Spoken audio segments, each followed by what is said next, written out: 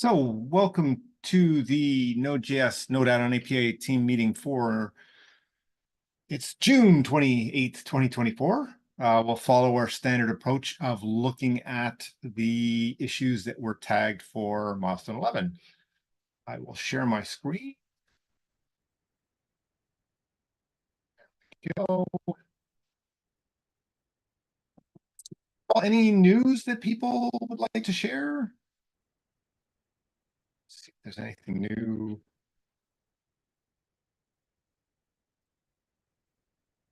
I see Nick mentioned Swig.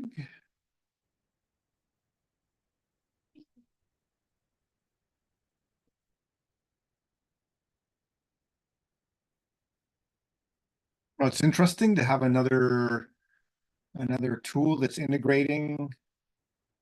So I see, okay, so it generates you can generate code to target the API. That's quite interesting.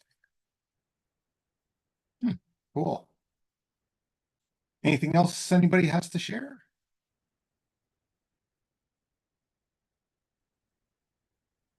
Okay, if not, any of these things like the coverage or debug testing, SQLite performance that we should chat about?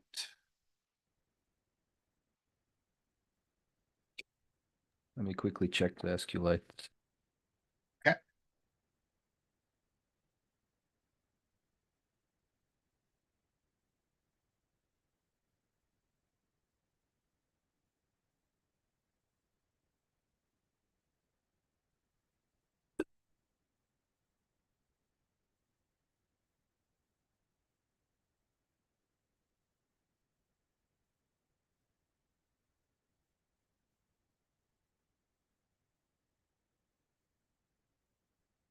Okay, looks like status quo. I might have to take another look at it, see that script of theirs. Okay. Okay, if there's nothing on any of those, let's take a look at our stale issues. I don't think there's anything new there. Yeah, I don't see anything new, so nothing necessarily on the stale issues. So let's bounce over to repo. Take a look at the pull requests.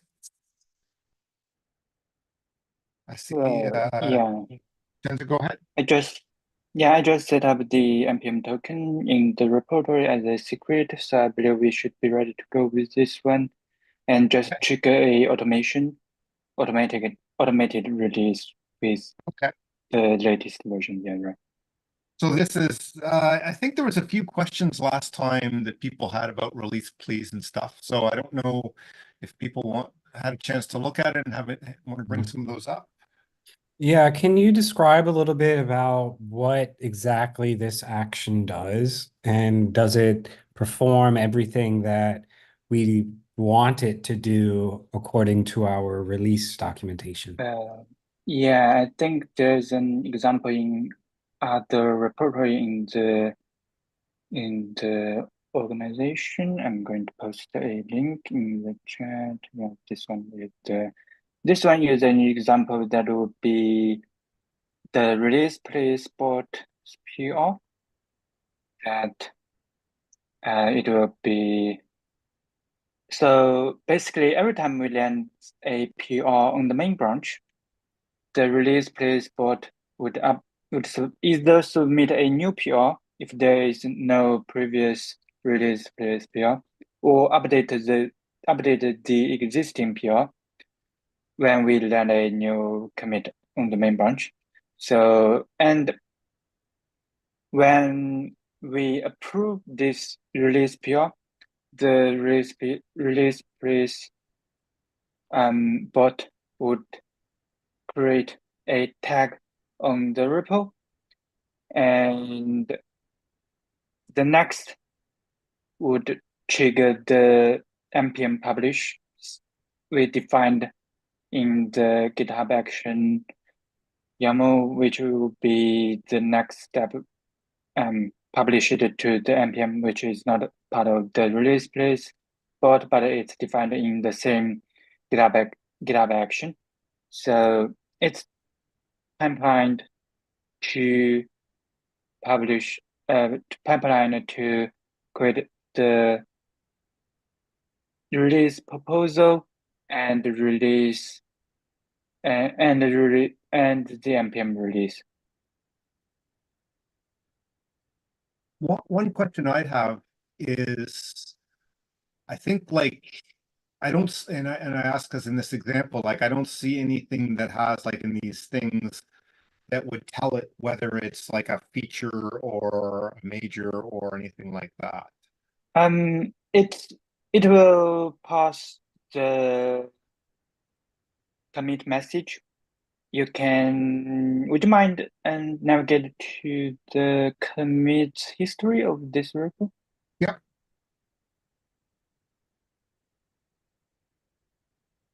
Yeah, you can see that there's a like fit column and the message which will be passed by the release place bot and use it to generate the release proposal in the PR. But it can still generate the proposal if you don't have the semantic message format, because it will just use it and Right. So in our example, like in this example, what would we do? Do you know what we would do if like we haven't been using like that semantic versioning, so like it's created this release, but I think it creates this based on that, right? So like I don't know what the last release is, but this might be 10.2.0. And there must have been somewhere that said there was a feat in there, and that's what made it bump the minor. In our case, if we haven't been using it, like say we turned it on today, if it creates a release, how would we actually like make it a major if we know it should be a major? Would we just update this, like push a change to the PR itself?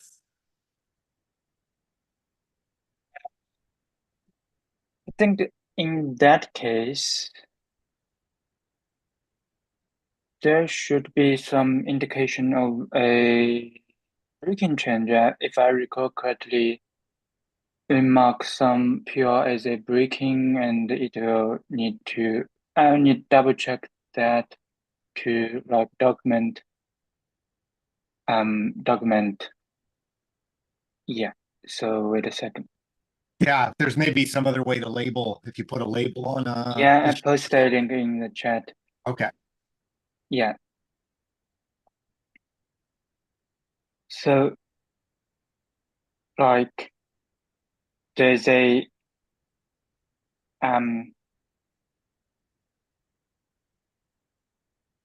it still passes the semantic message, but with a symbol in the message that indicates it's a breaking change. But I think we might need to like add a label instead, because we already have some breaking change in our history. So that I'm not sure if Right. it's possible.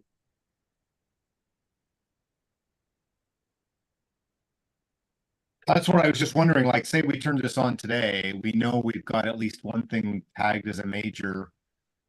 Like it might be as simple as like, if it's just that we can push a change to this version ourselves, right? Like manually push a change to the release please Yeah. version, say, oh, well, we know it's major, so let's bump the major. Like we could start doing that to start with as part of our process. Probably just want to understand that we need to do that. That would be all.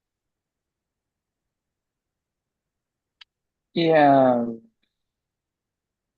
So I think it'll be better to explicitly document this process so that it'll be safer for us to make breaking change. And it'll also be convenient for us to generate a breaking change entries in our change log.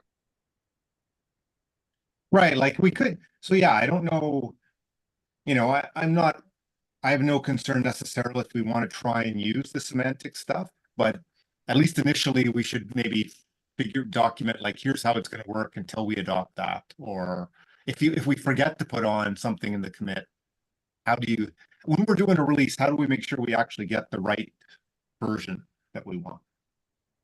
Yeah, for example, converting existing proposal to a like single major. Right.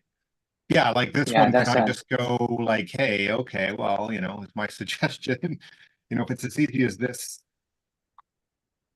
and saying, okay, well, I'm going to make it 11.0 and push that onto the commit into that PR, and then that's all we need to do. Like just documenting that would probably be enough to start. Michael, it says like seems like the documentation says that you can create some kind of empty commit and provide some kind of instructions there. We can even specify which version we want to use for release version. Okay. So, Did you paste the instructions for that somewhere? it's in this README file. Okay, that's same README, right? Okay. If you can open it, we can just scroll down there and see. This one. If you scroll down, yeah. Okay. Oh, I think it's. Oh, would you just skipped it?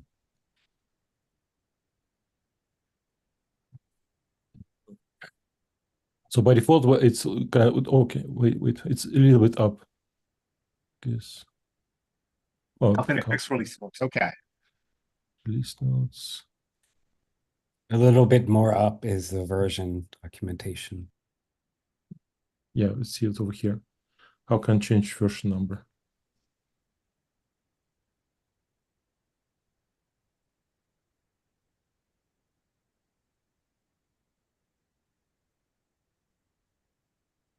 I see. Okay. So that's a way to say, right.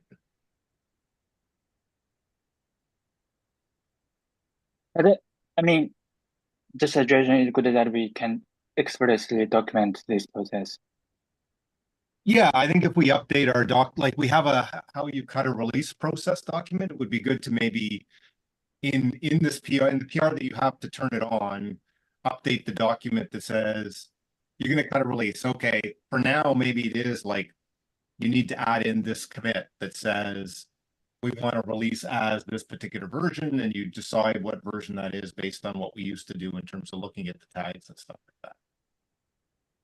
Well, this would only matter for this first release, right? Because we have not been using the correct commit structure. But going forward, if we do use the correct commit structure and specify which ones are, major or patch or minor or whatever, then we wouldn't need to really worry about manually changing the commit or the version, right? Well, you totally- might be. Go ahead. Well, there might be some chances that we forgot that a commit would be breaking, and we want to amend that. Makes sense. Yeah. I also think like we might find that that's a little bit more work than like if we make PRs, but what happens? Somebody else submits a PR and it doesn't have the right commit message. We can easily like push changes to the PR, but we can't change their commit messages as easily. So I wonder if that. I'm not saying we shouldn't try, but like I think we should like start out by like not assuming it's all going to be perfect. So when we do a release, let's do a check to make sure we choose ourselves the right version, and then go for it. And then as we get more confident and we like, oh yeah, we easily get all the commits right, then we can make that more of a optional thing. Makes sense.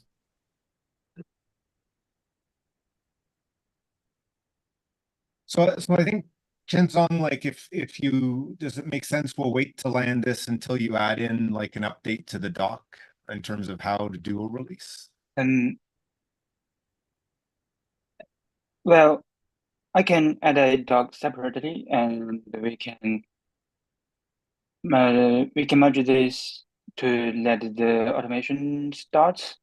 What do Okay. you think? Because Just that don't will approve. show us. Yeah, that will show us how it works in our repository.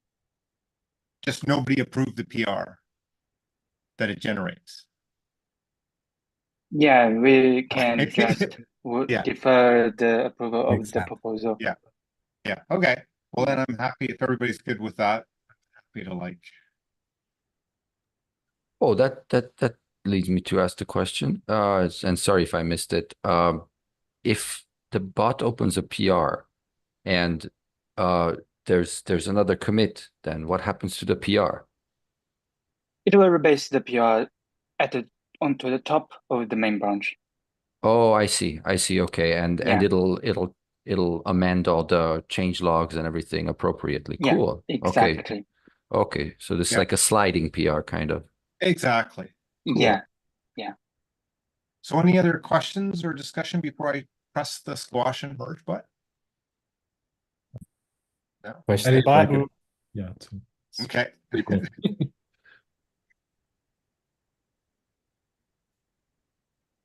Okay, yeah, thanks for working on that because that should make things easier. So that was pull requests. This one I see still draft. I don't know, Kevin, if there's anything you want us to chat about today. Yeah, Gabe had made some comments, and I kind of grouped my responses at the bottom here. And some of them I'd like to sort of discuss. If you scroll up to see Gabe's message first, a little more up. I think a little more up, a little more, this one here. Okay, So the first thing was that, I created the code based off of the Node API types with GC and Node GC. But he's pointed out that, it may be a little confusing to have the name Node GC or whatever. And it does make logically make sense that you could have be called the during GC env, because that's sort of what it is. It's an environment that that only has API methods that are usable during GC.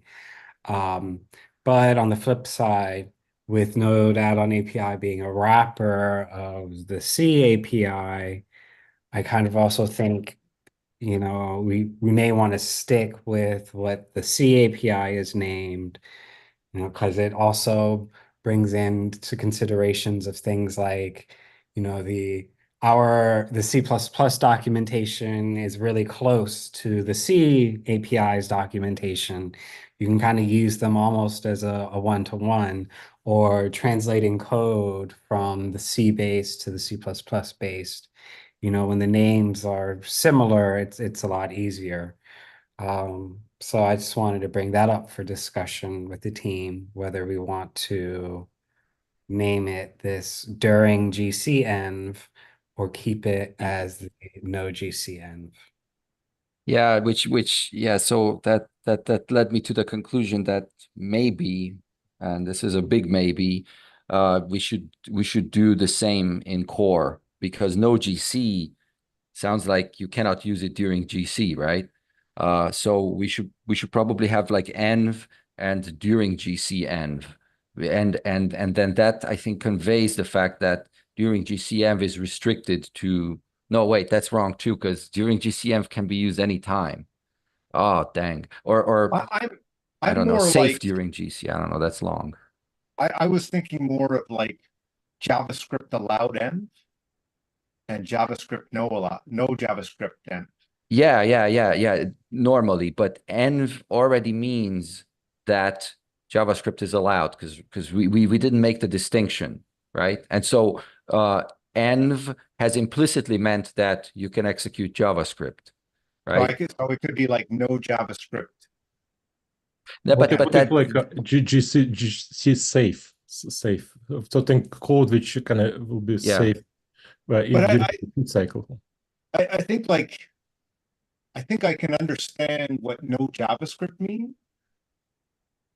I'm Yeah, not so sure like no GC or GC safe is. we want to avoid the impression that an env that is safe for use during intervals where JavaScript execution is not allowed uh, is also safe to use when JavaScript execution is allowed. So we don't want people to think that, oh, I have a what currently called no GCM, therefore I cannot call anything that sorry, the like you can pass a no GCM to like a regular env, right? Wait, I'm confused now. Sorry. But No, we you want can to pass we want to our the bottom line is our nomenclature should cover both cases, right? Both that Right. it is allowed and it's not allowed, right? Right, well, that's where like I could see like JavaScript allowed M and JavaScript not allowed M or something. Like unless I'm wrong and it's really related to the GC, like it's like you can make calls that will trigger JavaScript or you can't, right? Like that's kind of my Right. understanding of the difference. The fact that we happen to be in the GC as the reason for that is kind of like a separate thing.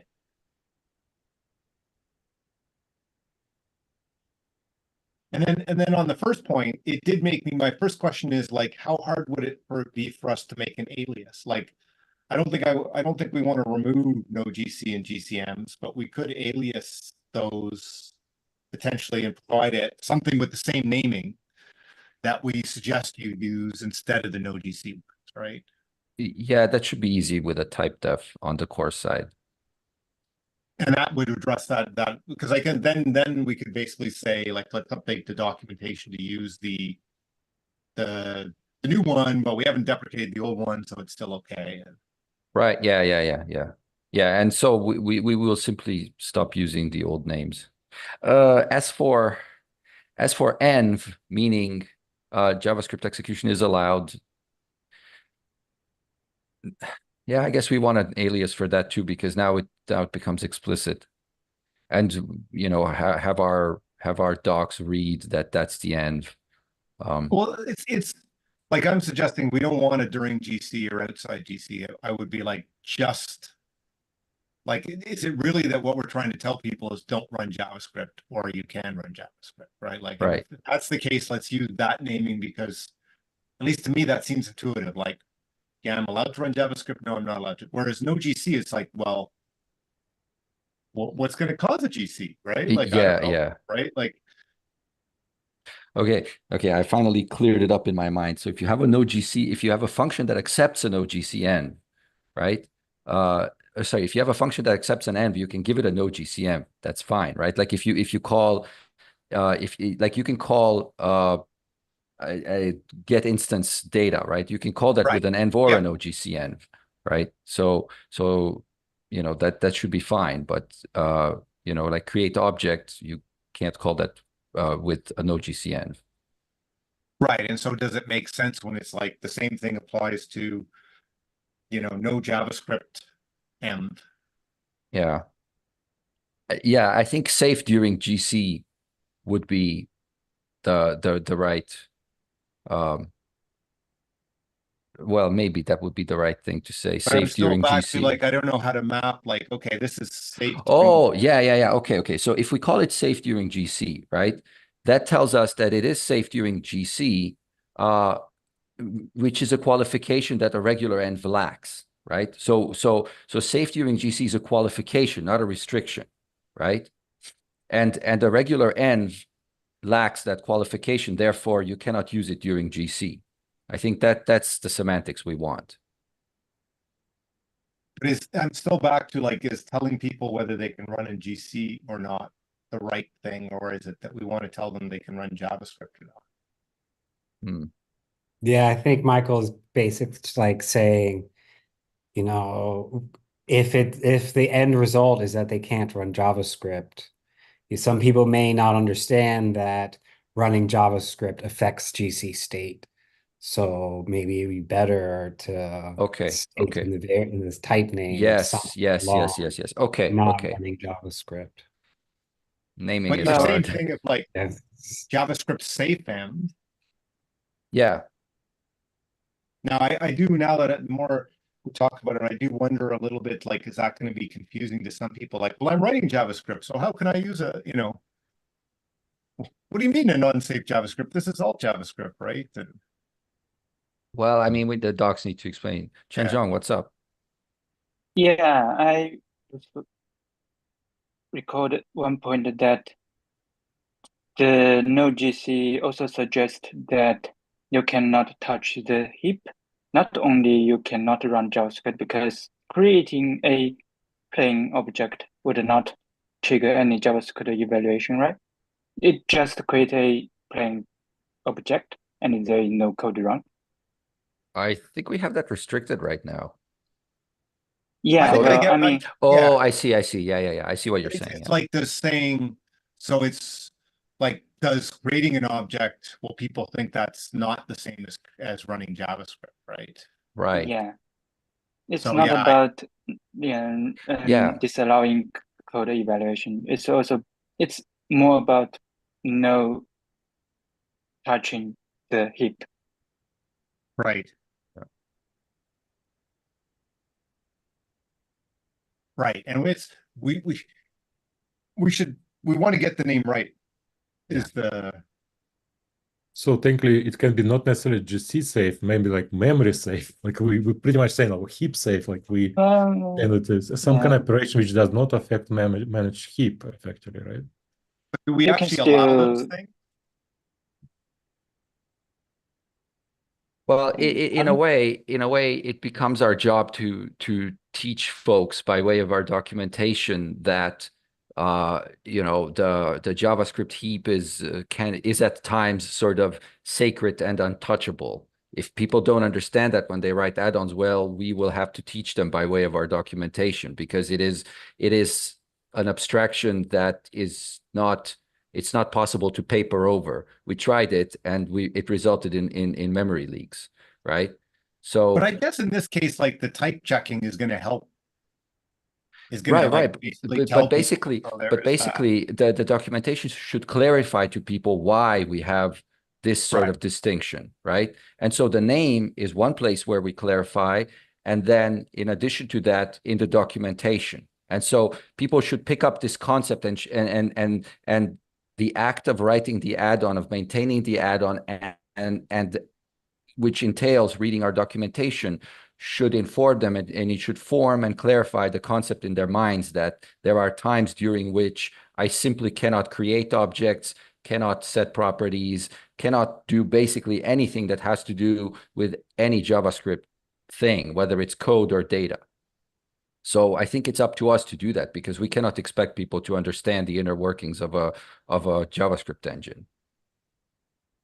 So that's why we have to get this right, both the docs and the naming convention. And I guess, like, is actually the difference that we're either running during a GC or we're not running during a GC? Yeah, I think that's the crux of it, right? Like if we are called synchronously during the GC loop or GC phase of execution, Right. and we run code synchronously, then that code must not call back into the engine, except for very limited cases. But basically, it must not call back into the engine. I think that's the thing, and conveying that succinctly with the naming and less succinctly with the documentation, I think, is the challenge. So when we think of a better or a new name, we want to change that in core as well. Yeah, alias non-destructively in core, and introduce directly the improved and clearer thing in Node add-on API, I would think. So Node add-on API will never have things like NoGC. It'll go directly, and it'll build off the type aliases once we've got it figured out. So then this PR here will have to be on hold until the core PR that I gives don't think so. I would, like, if we're gonna do that, we could say, well, we're gonna make the alias, so why wait for this? Because it doesn't have to use to start, it doesn't have to use the alias, right? It can use behind the scenes other things. Oh, that's a good point, right? And so the implementation would be no GC, but the outward appearance and documentation would have our new naming convention. Exactly. And then, I mean, the implementation would never have to actually switch because it's non-destructive, right? Right. So as long as yeah, this is kind of a sneak preview of our efforts to get the naming right, and it will The have worst case might be if we couldn't get that naming change into core, and now you, right? But the risk of that's probably pretty low. yeah. Mm-hmm. How about Okay. GC SafeM? GC safe env. Like you have an env and a GC SafeM. It's not bad. As long as does that convey the fact that you can also like that you can use the env in a GC safe matter as well? Because like if you You pass can't- env to like get instance data, then that works fine. Right, like so you'd have something which has a type GC SafeM, and you can pass into that either. Now, the only thing you can pass into a GC SafeM is a GC SafeM, and then a regular env you can pass an env or a GC SafeM. Yes, into a function accepting env, yeah. That seems like, because that seems reasonable. I'm thinking we should let, whatever, we should let this settle for at least a week, if you know what I mean, in terms of like, do we still like the name a week from now before we? Agreed. Right. Changzhong, what's up? Yeah, just not sure about what GC safe suggests that you should not touch GC, or you are okay with touching the heap. Right. Well, I think it's, to me, the GC That's a safe good M. point. No, yeah. How about something I- like yeah. restricted env? Mm.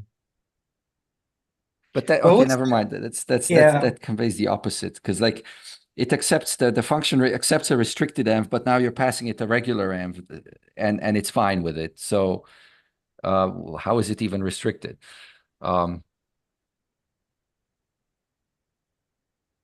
Oh boy. What was the problem with Node.js env? Or no, Creating a JavaScript plain object would not trigger JS execution. So it's also not allowed, but I mean, Node.js would suggest more limited than the Node.js means. I think you could argue that creating an object is running JavaScript, but I think I'm convinced back to the GC because the technical difference is we're either running under the GC or we're not, right? So, and JavaScript, like creating JavaScript or running, we might not let you run JavaScript because it's possible you'll create objects even if you don't, right?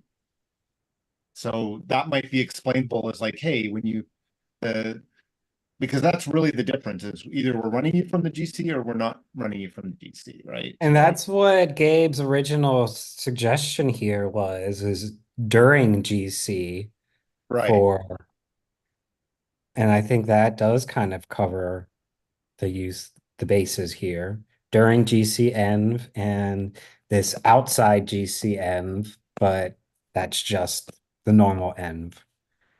Right, but that's not really that it was back to it's both, so it's not really like during and outside makes them sound exclusive, right?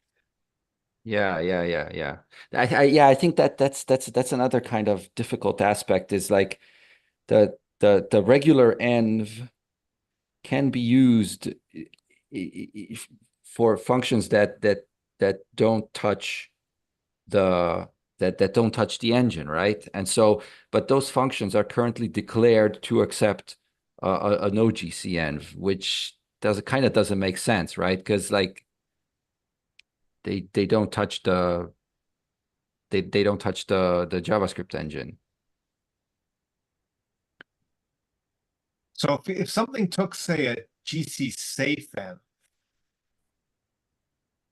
then you have to pass it a GC safe env, right? If it took an env, You can pass it both.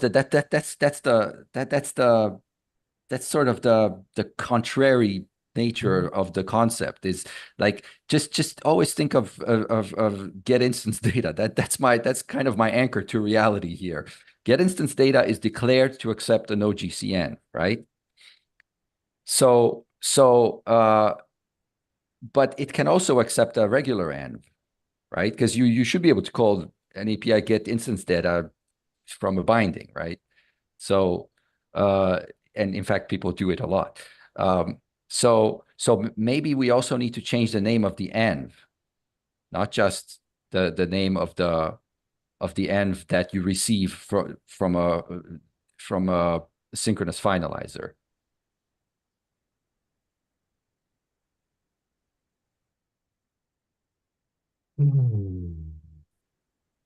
So what's our default env like for something? We still have, so we have env and no GCM, right? Yeah. If something takes a Oh, no I see. GCM, Okay. So here. Okay, I think I know why we went with the way we did. So the body of a synchronous finalizer does not have access to the env, unless the user stored it, which we discourage, etc., etc. But basically, it does not have access to the env. Therefore, it can only call a limited subset of our API, right? Because the user just doesn't have an env. If the user has an env, then there is no such limitation. That's basically it. So yeah, that's how it's enforced, quote unquote.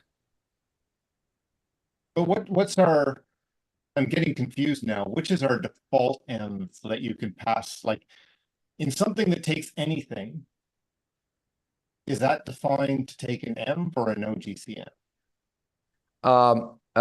We don't have a default, right? That's the thing.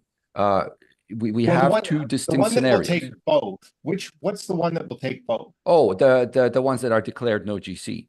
The ones Right. that accept no GC, because you can call them from a synchronous finalizer, but you can also call them from a binding, right?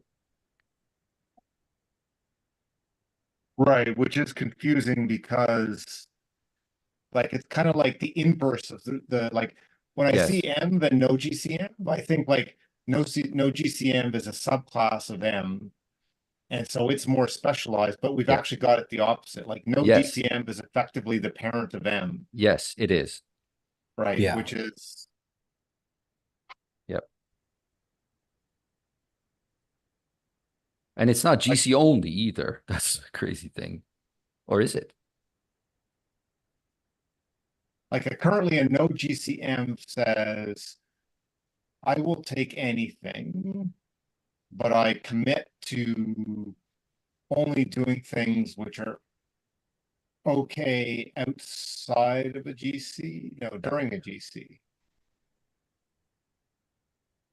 So a function that accepts no GC env essentially commits to not touching anything inside the engine. So it just does node stuff, or it actually just writes to the env mostly, which is our own. Right, it can't be called during a GC. It can be. The function that accepts no GC can be called during GC. One that accepts a regular env cannot. Right, okay. That is the distinction. I think Ben really really spun us around with his idea to call it no GC. Yeah, I think it's worth figuring out what actually makes intuitive sense in terms of the what do I need to, like, I'm declaring this function, whether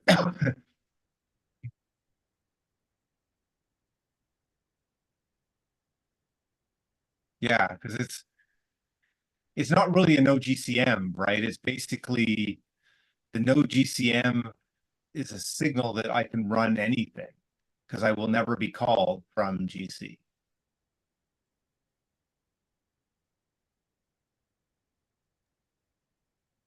Well, I mean, it's a little like Yes, if you're passing a function like get instance data, this node GC, yes, you can call it anywhere. But then when it's a node GC env that you're putting as a callback, I think that like we have to also take into consideration the type when we have it there. Okay, how about OK from finalizer env?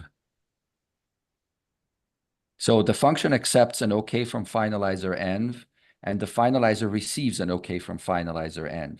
And if you want to convert an OK from finalizer env into a regular env, then please use Node API post finalizer or an API post finalizer. Okay, from finalizer. Env. Nice and verbose. Yeah, I'm in doubt how this could be perceived better than the current one. Right, yeah, exactly. I don't think we've come up with anything that we can explain or is like intuitively better easily. Yeah, I mean, it's a difficult concept. I'm hoping that the distinction is that instead of it being negative, which would suggest that it is less useful, which it kind of is, it's kind of positive, saying that it accepts an OK from finalizer env, but not necessarily. So when you're inside the finalizer, you're like, oh no, the walls are closing in. What can I do? I'm inside the finalizer. Well, let's see which one says OK from finalizer. Well, okay, I can do this and that, and many things I cannot do, right? Mm. But then, if you have a regular env, okay, it's okay to call from a finalizer, but if you're not in a finalizer, that's fine. That's basically my mental model.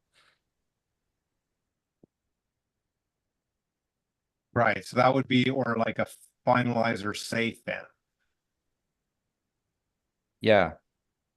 And we're using finalizer callback in different scenarios. Like we have some finalizers which we calling from directly from GC, but some finalizers been called. We can call them ourselves. Like for example, if you have instance data, you have finalizer there, but this finalizer not run from GC actually. Yeah, and it receives Yeah. a regular. Yeah, we have two types of finalizers. That's true. Finalizer Yeah. doesn't work Yeah, for that. but the point is that we don't expect people to code in to touch the JavaScript heap in that finalizer as well, because it's at a shutdown.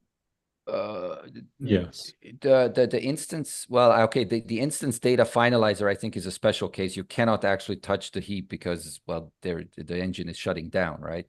But like, I think like a thread safe function finalizer, for example, that one receives a generic env, and you can do whatever you want. You can call JavaScript and anything. Yeah, that's true. So I think the thread safe function finalizer is the good example for one that is generic. And we have that marked with the right function signature or callback signature, so we're good there, except for the naming, of course. So let's think about it a bit. Like it sounds like we can't find a good name right now. Yeah, I think so. Yeah. Yeah. Come back in a week about it. Yeah, I think and the other we'd question is better like, how long leave do we some want to time. delay before just matching the name at least to start? All right. Okay. Maybe we should like start a list somehow, somewhere, just so we can. Yeah, that would be good. Yes, and maybe have have sort of a fill in the blanks with the key blurbs that we want to say, like, so you can see what it sounds like. Like, for example, the synchronous finalizer receives a blah env, and the APIs accept a blah env, and and do this for both, and then anytime you have an idea, fill out these blanks and see what they sound like in each case, and then if one of them hits all the right triggers, then yay. Could we then create special issue for that instead of committing with PR, because PR has a lot of other things. Can we just create issue? I don't know, should it be this repo or ABI? Yeah, I'll create an issue and probably link to maybe like a Google Doc, since that's a little better for collaboration. And we can all just type up whatever we think. Cool. So I'll go ahead and do that. And I like the documentation suggestion of like, put the word in a few places, that might help us. Yeah. Yes. Yeah. So once we think of a name, I really can continue with the documentation. That's really where I am at. Was there anything else you wanted to chat about on that one, or? Nope, that's about it. Looks great though, by the way. Like I was really impressed by how nicely it GCs when you use like the synchronous version. Okay. Yeah, I guess the Shenzong just posted, here's the one that was created. Here's the things that are in there. I'm just wondering. Features, bug fixes, is that we had only 4? I only amended 4 PRs, so please amend more PR messages so that it will show up in I this see, proposal. so it's because like this, it doesn't include chores, right? Yeah, and if you would like that to be included, you can check the example at like the 1507. I don't think necessarily that's yeah, I'm just understanding, like, that does make sense that it doesn't include chores, but Yeah. okay, so we'll Yeah. definitely need to like have the commit messages have the right things in, or that they just don't show up, so. Yeah, great. Okay. Is it possible to have like an other, which is the like, not other, is there any way to tell it to say like, if it's not labeled at all, still include it? Just thinking like, if we got a list of like, say we forget to put the right thing in the like in the commit message, it showed up as in another category of like, Yeah, like miscellaneous uncategorized. changes or something. Yeah. Well, yeah, we can maybe check that Okay, after because the that would call. be Yeah. that would be like a safety thing where it's like, okay, yeah, and it might even be useful, like we might even just leave things as other for this first release and say, well, like, they weren't tagged, but here's the whole list, right? Because my first impression here was like, oh, is that all that's happened in the last since the last one? And probably not, right? Okay. Then because the time is quite limited and we only left 8 minutes, I would like to bring up another PR that Sure. Vladimir has submitted in the past few days. So I posted the link in the chat. Yeah. Would you mind elaborate on this one? So yeah, so technically, like one of the issues like I'm experiencing that with sorry, one of the issue I'm experiencing, it's we're using too much memory for many of our artifacts, and especially like if you look on the reference today is about like 88 bytes per each reference. So I was thinking like how we can reduce memory use by Node API. So this PR is actually an attempt to do some fixes in this area. So for example, if you see like reference, we can say if you have simple reference which does not have finalizers, its size right now reduced from 88 bytes to 40 bytes, like more than 2 times. And also like, but if we have reference which has finalizer, Obviously, we want to have more space, but because we have effectively a virtual table anyway, so we can simply can have another kind of small class, which includes all this finalizer data. And yeah, it's so technically You have a it's a use big case. change, but there's no kind of API change. It's more like internal guts. Do you Sorry. have a use case where there's lots of references? So my case is actually that we are using for React Native, we're using GSI. GSI is API implemented by Meta, and the API is mostly based on ref counted objects. So technically, every single object in this API is ref counted. So technically, we need to have backend for it as a reference for each of them, and it's becoming very expensive. And perf analysis shows like if you're using GSI directly working with say V8, it's much faster than comparing like a GSI working from Node API. But I want to have Node API as the API boundary for the DLL. So it's not necessarily references created by the application, but it's because we need references in our callback, like when we're making calls and the callback wrappers, we use references.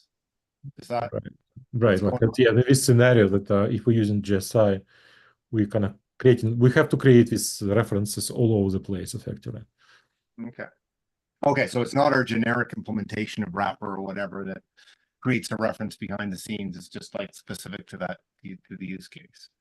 No, our generic wrapper creates all references currently today is very expensive. It's just in my scenario, I'm creating references too many of them, and it's right. What I was trying to understand is like, do we behind the scenes create the reference, or like I'd have to look at the code, but like when we create when a call goes from JavaScript to C, do we for some reason have to create a reference to keep something live, and then we delete that when the call's done, or is it that you're actually creating references through the method to create references? Yeah, we have different scenarios. Like for example, every time we creating a wrapper, object wrapper, we're creating a reference, right? Like like today, even like then you have creating, for example, external. External right now is the most expensive one. It's like currently each external costs us about 122 bytes. I just can't come up with a way how we can make external cheap again. So this thing with GUID, it makes external so expensive right now. It's just from being one of most inexpensive and cheap thing became the most expensive one.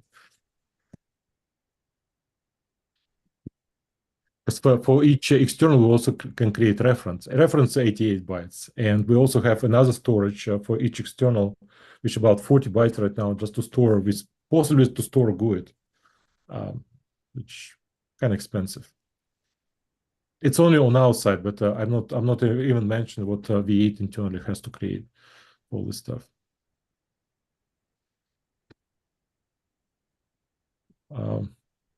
If you like, if you find this change too big, like I can maybe split up in several changes. Because there is another kind of change was what I found that every time we're doing a function call, we're creating a function call wrapper. And currently, the fact it's kind of three different classes. We have like abstract interface, and we have a callback wrapper base, and then we have a function call wrapper. What I found that this base interface of callback wrapper base is actually never used. So I just simply kind of removed them and removed all these virtual methods and stuff. So technically, I just saw like it's unnecessary overhead. So basically, you're like in that case, you're flattening the hierarchy. Yeah, so effectively this hierarchy completely gone. Like I think it was probably initially creators of this Node API meant to use this callback wrapper base also for property callbacks, but I found we actually never use them. So we don't need this extra hierarchy, always extra overhead. Yeah, we used to have that. Yeah.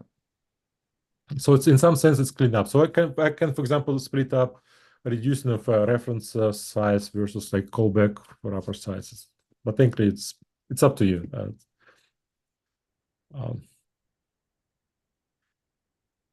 So just this kind of small PR in some sense, like not kind of small, but just how we can reduce sizes of some of our internal kind of structures, if you like.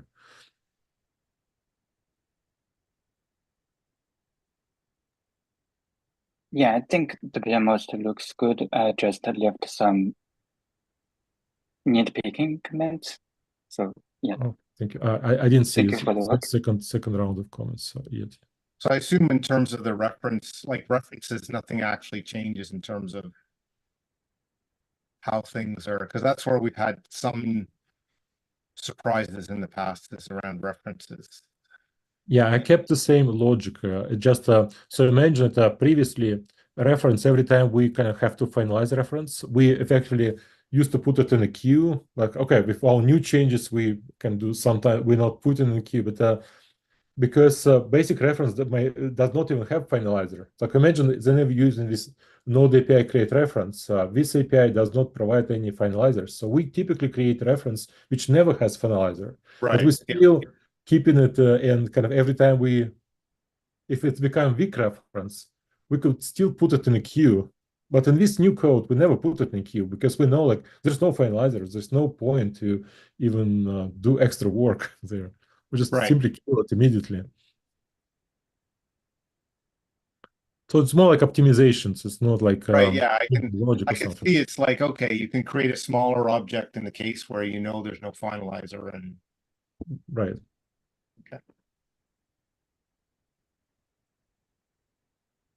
okay, well, we're right at time. I don't know, Jimzon, was there anything else you wanted, like an FYI to people or particular anything else you wanted to chat about on that one? Or? Yeah, I don't have any. Please take a look at Rodney's here and